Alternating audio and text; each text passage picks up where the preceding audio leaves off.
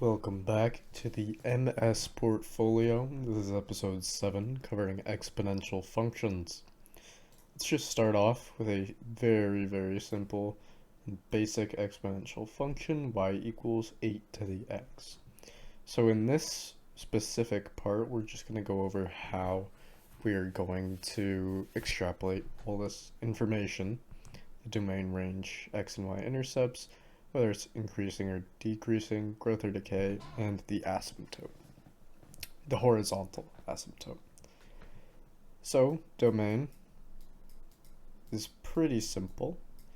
X is just an element of the real number system because, of course, this number right here, this exponent, can be as big or small as it needs to be.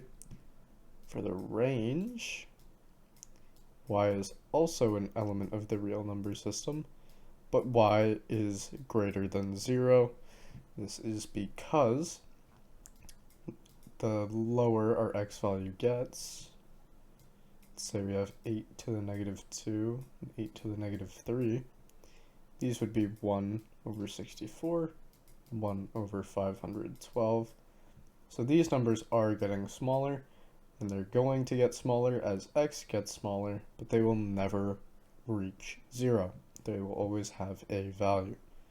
So what that means is that y will never be 0, which we can then use to look at our asymptote and say that the asymptote is at y equals 0. And for the x-intercept, same logic, y will always be greater than 0, so it will never pass through the x-axis, so there's no x-intercept. And then to find the y-intercept, we just set x to 0, 8 to the exponent 0 equals 1, so our y-intercept is at 1. And we can see that this is increasing. This number gets bigger, x gets bigger, and so does y. Same thing, same logic for the growth. This 8 is a whole number greater than 1, so it will continue to be growth.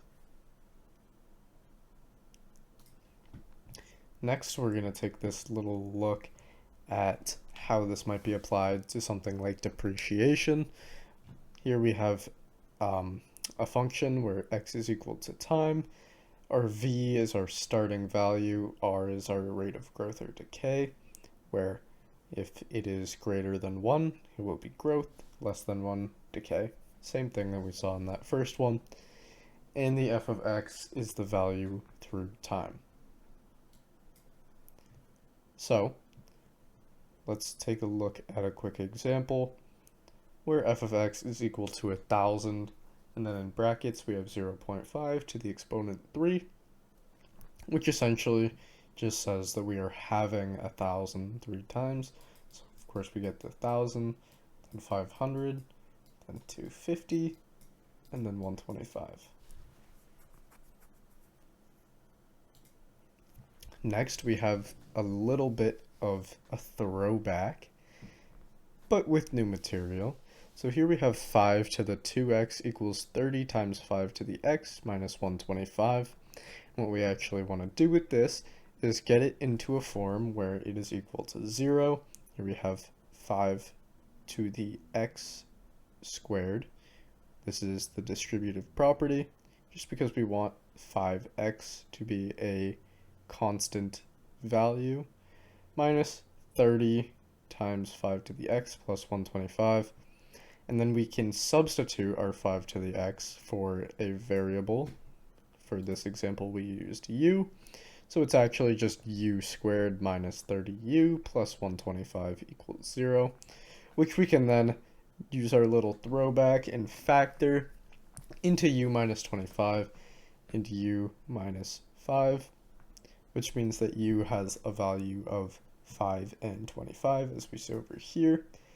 And it is also equal to 5 to the x, meaning that we can plug our u value into this top equation right here and find the value of x, because 25 equals 5 to the x, 5 squared is equal to 25, so x is equal to 2, And then when we use our second u value, we have the same idea where 5 is equal to 5 to the x, so x is equal to 1. And then lastly here we have something a little bit different where we need to make our bases equal, which is sort of what we did in the other one, right back here. But this one's a little bit more complicated. We start with 2 to the x plus 2 multiplied by 4 to the x minus 1 multiplied by 8 to the 2x minus 3 is equal to 256 to the x.